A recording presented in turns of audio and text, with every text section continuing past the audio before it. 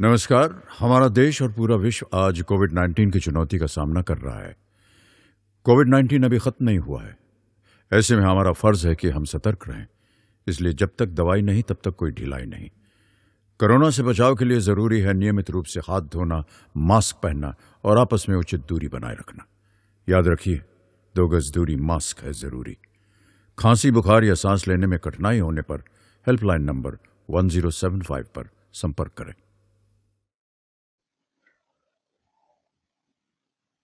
Hello everyone, नमस्ते। मेरा नाम है अमित जैन। आज मैं आप लोगों को व्यावसायिक शिक्षा के अंतर्गत आने वाले क्लास 10th एम्प्लॉयबिलिटी स्किल्स का unit 1 lesson 7 writing skill sentence पढ़ाऊंगा।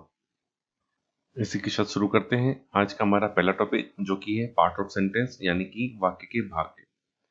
जैसा कि आप जानते हैं कि अक्षरों के समूह को हम शब्द कहते हैं और शब्दों के समूह को हम वाक्य कहते हैं। ये जो वाक्य होते हैं ये दो भागों से मिलकर बनते हैं। इसके पहले भाग को सब्जेक्ट और दूसरे भाग को प्रेडिकेट कहते हैं। दूसरा जो भाग है इसका प्रेडिकेट, उसके अंतर्गत वर्ब, ऑब्जेक्ट आदि चीजें भी आती हैं। अन्य शब्दों में हम कह सकते हैं कि वाक्य जो है वो सब्जेक्ट, वर्ब और ऑब्जेक्ट से मिलकर बनता है। किसी वाक्य का जो सब्जेक्ट होता है वो एक नाउन हो सकता है, एक प्रोनाउन हो सकता है, एक जेरंड हो सकता है, एक इन्फिनेटिव भी हो सकता है। इसी प्रकार किसी वाक्य में जो वर्ब इस्तेमाल करी जा रही है उसे मेन वर्ब, हेल्पिंग वर्ब या मॉडल हेल्पिंग वर्ब के रूप में जाना जाता है। इसी प्रकार जो वाक्य का ऑब्जेक्ट होता है वो एक डायरेक्ट ऑब्जेक्ट हो सकता है, इनडायरेक्ट ऑब्जेक्ट हो सकता है या ऑब्जेक्ट ऑफ द प्रीपोजिशन भी कहलाता है। कई वाक्यों में जो वाक्य होते हैं वो कॉम्प्लीमेंट के साथ खत्म होते हैं और इस प्रकार के जो कॉम्प्लीमेंट होते हैं वो सब्जेक्टिव कॉम्प्लीमेंट या ऑब्जेक्टिव कॉम्प्लीमेंट के रूप में देखे जाते हैं। इसी के साथ शुरू करते हैं हमारा अगला टॉपिक जो कि है सब्जेक्ट। सब्जेक्ट के बारे में यहाँ पे कुछ एग्जाम्पल दिए गए हैं। इन सेंटेंस में जो नीले अक्षरों से आपको दिख रहे हैं वो सब्जेक्ट है। The subject is a person or a thing which perform some action or is associated with the action. किसी वाक्य का जो कर्ता होता है वो कोई एक व्यक्ति या कोई एक वस्तु हो सकता है जो उस वाक्य में किसी प्रकार की क्रिया से संबंधित हो या वो किसी प्रकार की क्रिया को कर रहा हो। इस प्रकार के जो व्यक्ति या वस्तु होते हैं उसे उस वाक्य का सब्जेक्ट या कर्ता कहते हैं। A subject can be a noun, pronoun, noun class और नाउन फ्रांस। एक जो वाक्य होता है वो एक संज्ञा, एक सर्वनाउन, एक उपवाक्य या फिर एक अब हम कह सकते हैं वाक्यांश होता है। A subject is a group of word or a word about which something is said in the sentence. एक जो वाक्य होता है वो या तो एक शब्द हो सकता है या फिर एक कुछ शब्दों का समूह हो सकता है जिसके बारे में उस वाक्य में कुछ कहा गया हो। इसी प्रकार a subject is whom or which something is said about in the sentence। इसी प्रकार हम ये भी कह सकते हैं कि एक सब्जेक्ट वह हो सकता है जिसके बारे में किसी वाक्य में कहा गया हो। A subject is a part of the sentence which comes before the verb in the sentence। एक जो कर्ता होता है या सब्जेक्ट होता है किसी सेंटेंस के अंतर्गत वो हमेशा वर्ब से पहले या सामान्यतः वर्ब के पहले आता है। Generally, a subject is written before a verb and the object is written after the verb। सामान्य तौर पर वर्ब को सब्जेक्ट को वर्ब के पहले और ऑब्जेक्ट को वर्ब के बाद किसी वाक्य में लिखा जाता है। जैसा कि आपको पहले बताया था, किसी वाक्य का जो सब्जेक्ट है वो एक नाउन, एक प्रोनाउन, एक जेरंड या एक इन्फिनेटिव हो सकता है। नाउन के बारे में आपको पता होगा, noun is the name of the person, place और थिंग। जिस तरह से यहाँ पे जो ये एग्जाम्पल में दिया गया है, भव्य इज क्वीट। इस वाक्य में जो सब्जेक्ट है वो है भव्या और भव्य जो है एक नाम है, इसलिए ये जो सब्जेक्ट है इस वाक्य में एक नाउन है। इसी प्रकार से प्रोनाउन वे शब्द होते हैं जिन्हें संज्ञा के स्थान पर इस्तेमाल किया जाता है, जैसे I, me, he, she, herself, you, it, that. इसके जो एग्जांपल है नीचे दिए गए सेंटेंस में, जैसे यू आर प्लेइंग फुटबॉल, आप फुटबॉल खेल रहे हैं। इस वाक्य में जो सब्जेक्ट है वो है यू और यू जो है जो शब्द है वो है एक प्रोनाउन है। इसलिए हम कह सकते हैं कि किसी वाक्य का जो सब्जेक्ट है वो एक प्रोनाउन भी हो सकता है। इसी प्रकार किसी वाक्य का सब्जेक्ट एक जेरंड भी हो सकता है। जेरंड क्या होता है, चलिए उसको समझते हैं। जब किसी वाक्य में किसी वर्ब को, याद रखिएगा, जब किसी वाक्य में किसी वर्ब को आईएनजी के साथ जोड़कर उस वाक्य के सब्जेक्ट के लिए या फिर उसे वाक्य के ऑब्जेक्ट के लिए इस्तेमाल किया जाता है, तब ऐसे नए बने शब्द को हम जेरंड कहते हैं। जैसे कि नीचे दिए गए एग्जाम्पल में आप देख रहे हैं, टीचिंग इज हिज प्रोफेशन। यहाँ पे टीच जो है वो एक क्रिया है, पढ़ाना, और इस शब्द में जब हमने आईएनजी जोड़ दिया तो एक नया शब्द बना टीचिंग। ये जो नया शब्द बना है टीचिंग, इसको अगर किसी वाक्य के सब्जेक्ट के रूप में ही लिया गया है, क्योंकि इस वाक्य का सब्जेक्ट कौन है? टीचिंग है। इसलिए इस वाक्य के सब्जेक्ट के रूप में लिए गए इस नए बने शब्द को, जिसमें कि वर्ब प्लस आईएनजी जोड़ा गया है, ऐसे नए बने शब्द को हम जरंड कहते हैं। ये जो जरंड है, इसे सब्जेक्ट के रूप में भी किसी वाक्य में इस्तेमाल किया जा सकता है और एक ऑब्जेक्ट के रूप में भी इस्तेमाल किया जा सकता है। ऑब्जेक्ट के रूप में अगर हम इसको इस्तेमाल करते हैं तो उसका एग्जाम्पल हम नीचे देखेंगे। She needs guiding. यहाँ पे गाइड मतलब है ना, मार्गदर्शन के बारे में बात करी गई है, जो कि एक क्रिया है, जो कि एक शब्द गाइड से बना है। गाइड शब्द में जब हमने आईएनजी जोड़ा तो एक नया शब्द जो मिलकर बना वो बना गाइडिंग। और गाइडिंग जो शब्द है इस वाक्य में वो एक ऑब्जेक्ट की तरह इस्तेमाल किया जा रहा है। इसलिए हम ये कह सकते हैं कि जो जरंट होता है वो किसी वाक्य के एक सब्जेक्ट के रूप में या फिर एक ऑब्जेक्ट के रूप में इस्तेमाल किया जा सकता है। इसी के साथ हमारा अगला टॉपिक है इन्फिनेटिव। जब भी किसी वाक्य में किसी वर्ब के पहले टू लिखकर उसे उस वाक्य के सब्जेक्ट के रूप में या उसे उस वाक्य के ऑब्जेक्ट के रूप में इस्तेमाल किया जाता है, तब ऐसे नए बने शब्द को या शब्द के समूह को हम इन्फिनेटिव कहते हैं। जैसे कि एक शब्द यहाँ पे एक सेंटेंस में आपको दिख रहा है, trouble. To trouble is exciting में यहाँ पे जो ट्रबल जो शब्द है वो एक वर्ब है, और वर्ब के पहले जब हमने टू लगा दिया है, वैसे देखा जाए तो टू एक प्रीपोजिशन है, लेकिन जब वर्ब के पहले किसी वाक्य में प्रपोजिशन के रूप में टू लगा दिया जाता है तो वो फिर प्रपोजिशन नहीं रह जाता है। वो जो नए बना कॉम्बिनेशन है वर्ब प्रपोजिशन प्लस वर्ब का, उसे हम इन्फिनेटिव कहते हैं। यहाँ पर जो इन्फिनेटिव है वो एक सब्जेक्ट के रूप में इस्तेमाल किया गया है, जैसा आप देख रहे हैं टू ट्रैवल इज एक्साइटिंग। यहाँ पे टू ट्रैवल जो है वो एक इन्फिनेटिव सॉरी एक सब्जेक्ट है। इसी प्रकार नीचे दिए गए सेंटेंस में आप देख रहे हैं you know how to play. यहाँ पे प्ले मतलब खेलना एक वर्ब है, और खेलने से इस वर्ब के पहले जो है वो टू लगा दिया गया है। तो इस प्रकार से टू के साथ जब कोई वर्ब लगा दिया जाता है तो जो नया शब्द बनता है उसे हम इन्फिनेटिव कहते हैं, और इस वाक्य में ये जो इन्फिनेटिव है एक ऑब्जेक्ट के रूप में यूज किया जा रहा है। हमारा जो अगला टॉपिक है वो है वर्ब। वर्ब यानी कि क्रिया, वे शब्द जिसे किसी कार्य के करने का या किसी कार्य के होने का बोध होता है उसे हम वर्ब कहते हैं। या फिर हम कह सकते हैं क्रिया वो है जिसके माध्यम से सब्जेक्ट की कार्य की या फिर सब्जेक्ट के कार्य की अवस्था की हमें जानकारी मिलती है। इस प्रकार के जो शब्द होते हैं उसे हम क्रिया कहते हैं। जैसे आकाश इज रीडिंग, आकाश क्या कर रहा है? आकाश पढ़ रहा है। यहाँ पे जो रीड है, जो पढ़ना है, वो एक क्रिया है। अयांश वाज 8 मंथ ओल्ड, यहाँ पे अयांश की अवस्था के बारे में बताया जा रहा है कि अयांश जो है वो 8 महीने का है।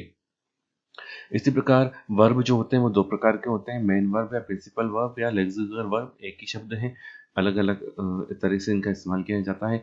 वहीं पर हेल्पिंग वर्ब या ऑक्सिलरी वर्ब, जिसे हम हिंदी में सहायक क्रिया कहते हैं। इसी प्रकार से जो मेन वर्ब होते हैं वो भी दो प्रकार के होते हैं, ट्रांजिटिव वर्ब या इंट्रांजिटिव वर्ब। जो मेन वर्ब होती है वे क्रिया की या जो वाक्य में मुख्य मुख्य अर्थ को व्यक्त करते हैं, ऐसे वर्ब को या ऐसे शब्दों को हम मेन वर्ब कहते हैं। ये इसके एग्जांपल हैं ईट, गो, कम, ड्रिंक एक्सेट्रा। इसी प्रकार से हेल्पिंग वर्ब वे शब्द होते हैं जो किसी वाक्य में किसी क्रिया को, किसी वर्ब के मीनिंग को क्लेरिफाई करने के लिए, स्पष्ट करने के लिए एक मेन वर्ब की हेल्प के रूप में इस्तेमाल किए जाते हैं। इस तरह के जो वर्ब होते हैं वो होते हैं is, am, are, was, were. जैसे कि सेंटेंस में आप देखेंगे he is going to school, इसमें ही एक सब्जेक्ट है, स्कूल एक ऑब्जेक्ट है, गो एक मेन वर्ब है और इज एक हेल्पिंग वर्ब है। इसी प्रकार से Ram do not eat a mango, इस सेंटेंस में राम एक सब्जेक्ट है, मैंगो एक ऑब्जेक्ट है, ईट एक मेन वर्ब है और टू एक हेल्पिंग वर्ब है। पहले वाक्य में जो मेन वर्ब है गो, उसके अर्थ को स्पष्ट कर रहा है कि वहां वो जा रहा है, तो यहाँ पे जो इज है वो हेल्पिंग वर्ब है। इसी प्रकार से जो दूसरा सेंटेंस है उसमें ईट वो एक मेन वर्ब है और उसके खाने को स्पष्ट किया जा रहा है कि हाँ वो खाता नहीं है। यहाँ पर नेगेटिव से वर्ड के साथ इसका इस्तेमाल किया गया है, इसलिए ये जो डू है इस सेंटेंस में एक हेल्पिंग। अब हमारा जो अगला टॉपिक है वो है model helping verb. Model helping verb भी एक तरह से कहा जाए तो ये हेल्पिंग वर्ब ही होती है, और इनका प्रयोग जो किसी सेंटेंस में मेन वर्ब के साथ किया जाता है ताकि किए जाने वाले कार्य की समर्थता, संभावना, निश्चितता, इजाजत और आवश्यकता व्यक्त की जा सकती है। ये जो मॉडल हेल्पिंग वर्ब है ये किसी प्रकार के सामर्थ्य को, ताकत को या संभावना को या किसी प्रकार की निश्चितता को या इजाजत को या आवश्यकता को व्यक्त करते हैं, इसलिए इन मॉडल हेल्पिंग वर्ब का यूज किया जाता है। और ये जो मॉडल हेल्पिंग वर्ब है ये मेन वर्ब के साथ इस्तेमाल करी जाती है। या अन्य शब्दों में कहें तो अन्य सहायक क्रियाओं को मॉडल एक्सिलरी वर्ब कहा जाता है या फिर मॉडल हेल्पिंग वर्ब कहा जाता है।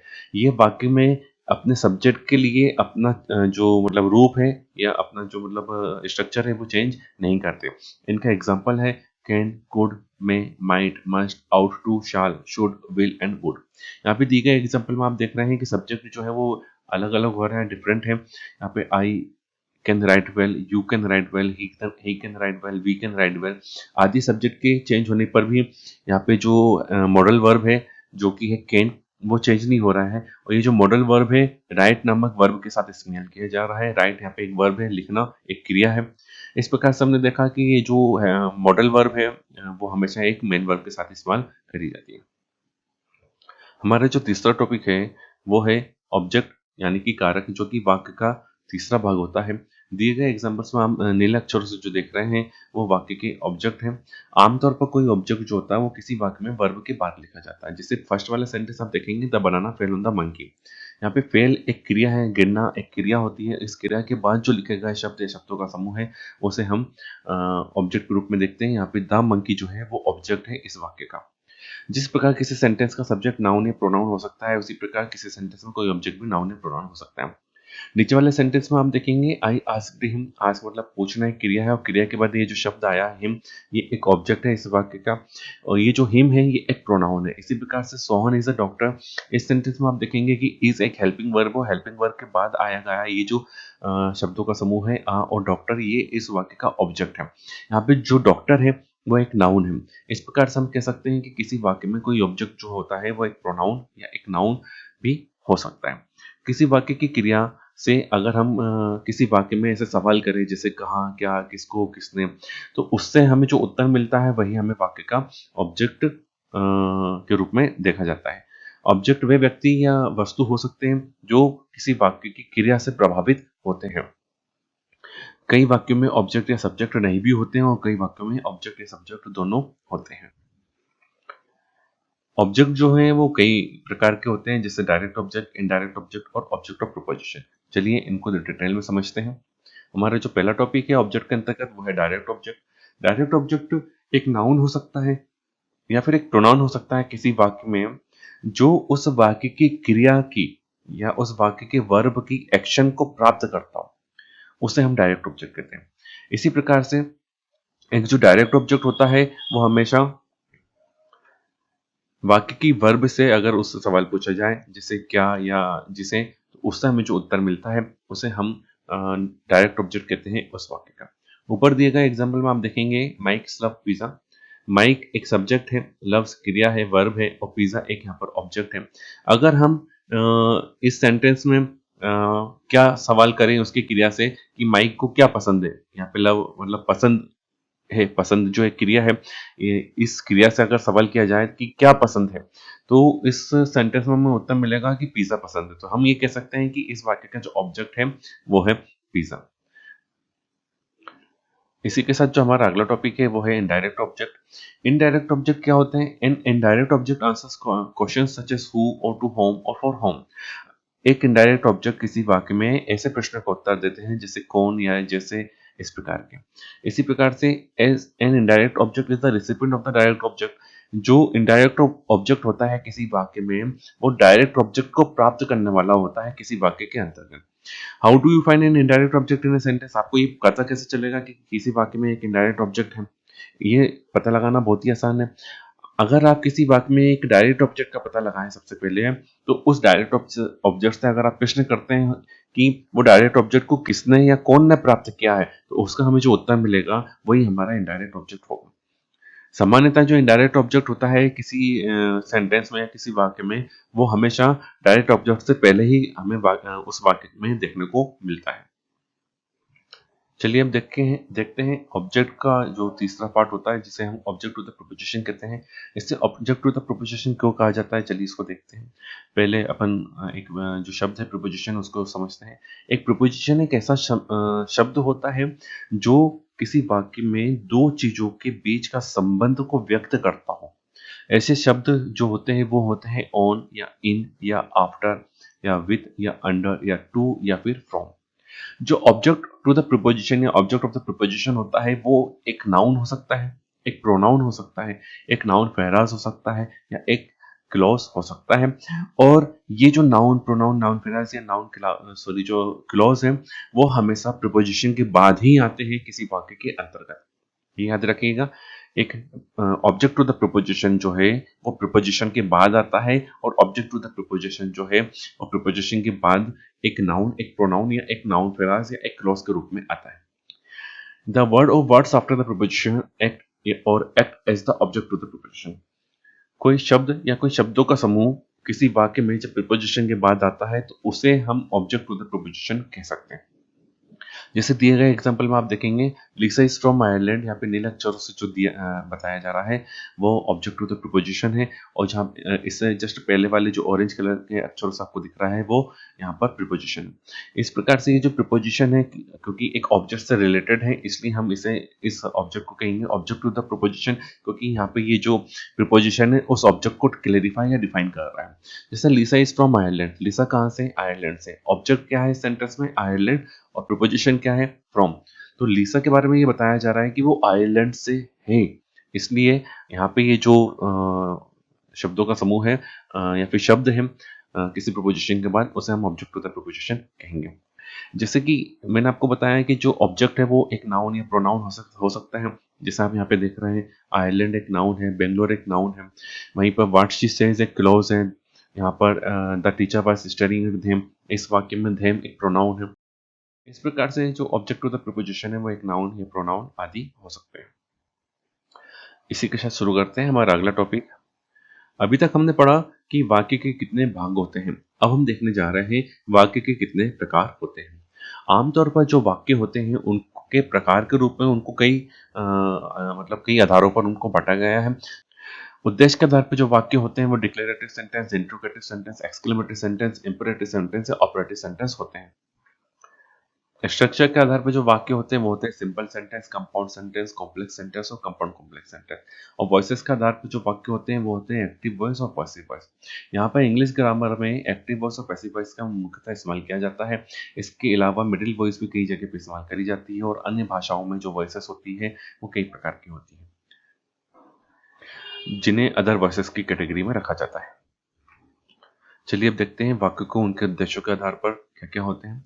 जो पहला होता है वो होता है डिक्लेरेटिव सेंटेंस, जिसे इंग्लिश में असर्टिव सेंटेंस या हिंदी में निषेधात्मक वाक्य कहते हैं। वे वाक्य जिसमें साधारण रूप से किसी प्रकार के कथन को कह दिया गया है और उस कथन को स्वीकार कर लिया गया है, इस प्रकार के जो वाक्य होते हैं उन्हें हम डिक्लेरेटिव सेंटेंस कहते हैं। इस प्रकार के जो वाक्य होते हैं उसके एग्जाम्पल हैं Ravi is an intelligent boy. इसमें एक कथन किसी व्यक्ति के बारे में कह दिया गया है कि रवि नाम का जो व्यक्ति है वो एक मतलब बड़ा ही होशियार लड़का है और इस कथन को लोगों के द्वारा स्वीकार किया जा चुका है। इसी प्रकार से Sunil is not an intelligent boy, Sunil एक होशियार लड़का नहीं है, ये भी एक कथन के रूप में आप इसको देख सकते हैं। डिक्लेरेटिव सेंटेंस जो होते हैं वो हमेशा एक पीरियड के साथ खत्म होते हैं। इसी प्रकार से जो इंट्रोगेटिव सेंटेंस होते हैं जिसे हम हिंदी में प्रश्नवाचक वाक्य कहते हैं, ये वे वाक्य होते हैं जो किसी प्रकार के प्रश्न पूछते हैं या किसी प्रकार की खोज या जानकारी को प्राप्त करने के लिए इस प्रकार के वाक्य जो बनते हैं उन्हें हम प्रश्नवाचक वाक्य कहते हैं। प्रश्नवाचक वाक्य आपको दो तरीके से देखने को मिलेंगे। कुछ प्रश्नवाचक वाक्य जो होते हैं वो हेल्पिंग वर्ब से शुरू होते हैं। हेल्पिंग वर्ब जैसे इज और विल, जैसे कि सेंटेंस में दिया गया है is Sunil N honest boy या फिर विल राम बी रीडिंग। इसी प्रकार से जो कुछ प्रश्नवाचक वाक्य हैं वो प्रश्नवाचक शब्दों से शुरू होते हैं, जैसे जिन्हें हम WH वर्ड भी कहते हैं। जो WH वर्ड वो वर्ड होते हैं जो WH से शुरू होते हैं, जैसे हु, वेयर, व्हाट, इस तरह से। जैसे नीचे दिए गए एग्जांपल में आप देखेंगे हु इज योर हेडमास्टर या व्हाट इज योर नेम। इस प्रकार के जो वाक्य होते हैं जो प्रश्न पूछते हैं ये हमेशा एक प्रश्नवाचक चिन्ह के साथ ही खत्म किए जाते हैं। इसी के साथ हमारा जो अगला टॉपिक है वो है इम्पेरेटिव सेंटेंस, जिसे हम हिंदी में आज्ञासूचक वाक्य कहते हैं। ये वे वाक्य होते हैं जिसमें किसी प्रकार की आज्ञा का या किसी प्रकार की सलाह का या किसी प्रकार के सुझाव या प्रार्थना आदि को व्यक्त किया जाता है। जब ऐसे वाक्य किसी से बोले जाते हैं तो इन वाक्यों में हम यहाँ पे देखने को मिलता है कि हम यहाँ पर किसी प्रकार की आज्ञा या प्रार्थना का या किसी प्रकार की सलाह का इस्तेमाल कर रहे हैं। जैसे इन शब्दों को आप देखेंगे, यहाँ आइए, कम हियर, यहाँ पर आप ऑर्डर दे रहे हैं। कृपया दरवाजा बंद कीजिए, यहाँ पर आप किसी से अपील कर रहे हैं। धूम्रपान मत कीजिए, यहाँ पर आप किसी को मना कर रहे हैं या सलाह दे रहे हैं कि धूम्रपान मत कीजिए। इस प्रकार से देखा जाए तो इस प्रकार के जो वाक्य होते हैं उन्हें आज्ञासूचक वाक्य कहते हैं। आज्ञासूचक वाक्य के बाद हम देखेंगे कामनासूचक वाक्य। ये ऐसे वाक्य होते हैं जिसमें किसी प्रकार की इच्छा या प्रार्थना या शुभकामना आदि को दर्शाया जाता है। आमतौर पर जो ऑब्जेक्टिव सेंटेंस होते हैं वो मैं के साथ ही शुरू होते हैं और मैं के साथ जब इनको इस्तेमाल किया जाता है तो इनके अंत में एक विस्मय आदि बोधक चिन्ह को लगाया जाता है। और सामान्य तौर पर ये विश या विश जैसे शब्द के साथ भी इस्तेमाल किए जा सकते हैं। जैसे इसके एग्जाम्पल है विश यू हैप्पी जर्नी। यहाँ पर आप किसी के बारे में शुभकामना आप किसी को दे रहे हैं कि आपकी यात्रा जो है वो मंगलमय हो। और मे गॉड बी काइंड, जैसे कि शब्द में इस वाक्य में आप देख रहे हैं कि ये जो वाक्य है मैं से शुरू हुआ है और इस वाक्य के अंत में हमने एक विस्मय आदि बोधक चिन्ह या एक्सक्लेमेटरी मार्क के साथ इसको खत्म किया है। इसी के साथ हमारा जो अगला टॉपिक है वो है एक्सक्लेमेटरी सेंटेंस, जिसे हम हिंदी में विस्मय आदि बोधक वाक्य कहते हैं। विस्मय आदि बोधक वाक्य वे वाक्य होते हैं जो किसी प्रकार के अचानक आए हुए विचारों को या मानसिक भावनाओं को प्रकट करते हैं। इस प्रकार के वाक्यों को हमेशा एक्सक्लेमेटरी साइन के साथ या एक्सक्लेमेटरी पॉइंट के साथ खत्म किया जाता है। जैसे कि इस सेंटेंस में आप देखेंगे, hurray our team has won the match, हमारी टीम ने मैच जीत लिया है। वाह वाह, हमारी टीम ने मैच जीत लिया है। यहाँ पे इस वाक्य के अंतर्गत जो एक शब्द आया है वो है हुर्रे, जो एक प्रकार की खुशी को जाहिर करता है और एक प्रकार की एक मानसिक भावनाओं को प्रकट कर रहा है कि कोई व्यक्ति जो है वो बड़ा खुश हुआ है अपनी टीम के जीतने से। तो उस शब्द के आगे यहाँ पे एक्सक्लेमेशन पॉइंट लगाया गया है और इस शब्द के आगे जब एक्सक्लेमेशन पॉइंट लगाया जाता है तो इससे ये पता चलता है कि यहाँ पर एक्सक्लेमेशन विस्मय आदि बोधक वाक्य का शब्द हमने इस्तेमाल कर रहे हैं। तो इस प्रकार से ये जो वाक्य है एक विस्मय आदि बोधक वाक्य बन जाता है। इसी प्रकार से यहाँ पे अगले सेंटेंस में आप देखेंगे, ओह अनिल यहाँ पर है, ओह अनिल इज हियर। इस वाक्य में ओ जो है वो एक एक्सक्लेमेटरी वर्ड है और एक्सक्लेमेटरी वर्ड को डिनोट करने के लिए एक्सक्लेमेटरी पॉइंट यहाँ पे लगाया गया है। जब एक्सक्लेमेटरी वर्ड को किसी एक्सक्लेमेटरी पॉइंट के साथ किसी वाक्य में इस्तेमाल किया जाता है तो उससे उस तरह से बने जो वाक्य होते हैं उन्हें हम विस्मय आदि बोधक वाक्य या एक्सक्लेमेटरी सेंटेंस कहते हैं। इसी के साथ हम शुरू करते हैं हमारा अगला टॉपिक, जो कि है sentence based on voices. Voices के आधार पर जो वाक्य होते हैं, अगर उसके बारे में आपसे मैं कहूँ तो मैं आपको बताऊंगा, किसी वाक्य में वॉइस क्रिया की वे क्वालिटी होती है जो ये बताती है कि उस वाक्य में उसका जो सब्जेक्ट है वो कोई कार्य करता है या उसका जो सब्जेक्ट है उस वाक्य में वो उस पर किसी प्रकार का कार्य किया जाता है। इन दोनों आधारों पर वॉइस को दो कैटेगरी में बांटा गया है। एक होता है एक्टिव वॉइस जिसके आधार पर बनते हैं एक्टिव सेंटेंस, और एक होता है पैसिव वॉइस जिसके आधार पर बनते हैं पैसिव सेंटेंस। इस सेंटेंस में आप देखेंगे यहाँ पर जो एग्जांपल दिए गए हैं एक्टिव वॉइस और पैसिव वॉइस के, Sanjay broke the glass, Sanjay ने गिलास तोड़ दिया। द गिलास was broken by Sanjay, Sanjay द्वारा गिलास को तोड़ा गया। इन दोनों ही वाक्यों में गिलास जो है उसकी टूटने की क्रिया हो रही है और जो क्रिया हो रही है वो टूटने की हो रही है, और ये जो टूटने की क्रिया हो रही है ये गिलास पर हो रही है। लेकिन इन दोनों वाक्यों का अगर आप ध्यान से देखें तो पहले सेंटेंस में जो सब्जेक्ट है वो है संजय और जो वर्ब है वो है ब्रोक। इसी प्रकार से दूसरे सेंटेंस में जो सब्जेक्ट है वो है द गिलास और जो वर्ब है वो है ब्रोकन। तो हम यहाँ पे कह सकते हैं क्योंकि इस वाक्य में जो सब्जेक्ट है वो उस एक्शन को कर रहा है, उस क्रिया को कर रहा है। जैसे संजय ने गिलास तोड़ा, इस वाक्य में जो क्रिया है तोड़ने की वो संजय के द्वारा करी जा रही है और वो इस वाक्य का सब्जेक्ट है, इसलिए हम उसे यहाँ पर कहेंगे कि ये जो सेंटेंस है वो है एक्टिव सेंटेंस या एक्टिव वॉइस है यहाँ पर सब्जेक्ट। इसी प्रकार से नीचे वाले सेंटेंस में आप देखेंगे कि the glass was broken by Sanjay, गिलास को संजय के द्वारा तोड़ा गया। यहाँ पर गिलास जो है उसको तोड़ा जा रहा है संजय के द्वारा, तो जो टूटने की क्रिया जो हो रही है वो किस पर हो रही है, गिलास पर हो रही है। लेकिन इस वाक्य में जो सब्जेक्ट है वो कौन है, गिलास है। और गिलास क्या कर रहा है, उस टूटने की क्रिया को, मतलब संजय के द्वारा गिलास के तोड़े जाने को, उस टूटने की क्रिया को स्वीकार कर रहा है खुद के ऊपर, वो मतलब वो जो गिलास है वो एक्सेप्ट कर रहा है उस एक्शन को। इसलिए इस प्रकार का जो सब्जेक्ट है वो पैसिव कहलाएगा इस सेंटेंस में, और इस प्रकार से बने जो सेंटेंस होंगे वो पैसिव सेंटेंस होंगे। इसी के साथ शुरू करते हैं अगला टॉपिक, जो कि है पैराग्राफ। एक पैराग्राफ जो होता है वो वाक्यों का समूह होता है। एक पैराग्राफ किसी विशेष विषय या विषय को व्यक्त करता है, जिसमें प्रत्येक वाक्य को एक समान दृष्टिकोण या लक्ष्य के लिए लिखा जाता है। कोई एक जो पैराग्राफ होता है वो एक सिंगल वर्ड के साथ, या फिर एक सिंगल सेंटेंस के साथ, या फिर ग्रुप ऑफ सेंटेंस के साथ बनाया जा सकता है। पैराग्राफ में जो वाक्य होते हैं, उन वाक्यों के बीच में जो गैप होता है, जो स्पेस होता है, उसकी तुलना अगर हम दो पैराग्राफ के बीच के स्पेस से करें, तो दो पैराग्राफ के बीच का जो स्पेस होता है वो उसके वाक्यों की तुलना में थोड़ी सी ज्यादा होती है, तभी हम डिफ्रेंशिएट कर पाते हैं अलग अलग पैराग्राफ को। इसी प्रकार से जो पैराग्राफ होते हैं उसके बारे में अगर मैं आपसे कहूं, तो एक अच्छे पैराग्राफ की मूल रूप से तीन मुख्य बातें मानी जाती हैं, जो कि है टॉपिक सेंटेंस, सपोर्टिंग सेंटेंस और कंक्लूडिंग सेंटेंस। इस प्रकार से हम कह सकते हैं कि किसी अच्छे पैराग्राफ में जो टॉपिक सेंटेंस होते हैं वो उस वाक्य के टॉपिक को डिस्क्राइब करते हैं, और सपोर्टिंग सेंटेंस जो होते हैं वो उस टॉपिक को सपोर्ट करने वाले सेंटेंस उस पैराग्राफ में इस्तेमाल किए जाते हैं। और टॉपिक सेंटेंस और सपोर्टिंग सेंटेंस के साथ में जब पैराग्राफ को खत्म किया जाता है, तो किस प्रकार से उसको खत्म किया जा रहा है या कंक्लूड किया जा रहा है, सारांशित किया जा रहा है, वो आखिरी के जो पैराग्राफ के जो वाक्य होते हैं उन्हें हम कंक्लूडिंग सेंटेंस के रूप में देखते हैं। यही तीनों ही अगर हमारे जो सेंटेंस है, टॉपिक सेंटेंस, सपोर्टिंग सेंटेंस और कंक्लूडिंग सेंटेंस, अगर ये बहुत अच्छे तरीके से किसी ने व्यक्ति ने किसी पैराग्राफ में डिस्क्राइब करे हैं, तो वो पैराग्राफ उस तरह के पैराग्राफ को एक अच्छा पैराग्राफ माना जाता है। चलिए अब देखते हैं कि आज हमने क्या सीखा। आज के हमारे जो टॉपिक थे वो थे part of sentence, types of object, types of sentence और पैराग्राफ। हमारा जो अगला टॉपिक होगा वो होगा यूनिट 2 का सेल्फ मैनेजमेंट स्किल्स का चैप्टर 1 स्ट्रेस मैनेजमेंट, जो कि आपको आपकी बुक की पेज नंबर 39 टू 40 पर मिलेगा। इसमें जो टॉपिक्स कवर किए जाएंगे वो होंगे introduction of stress management, definition of stress, stress management and its technique and emotional intelligence. इसी के साथ मैं आपसे विदा लेता हूँ। Thank you, thanks a lot. किशोर अवस्था संबंधित समस्याओं के परामर्श हेतु समर्पित उमंग किशोर हेल्पलाइन के टोल फ्री नंबर 144225 पर संपर्क करें।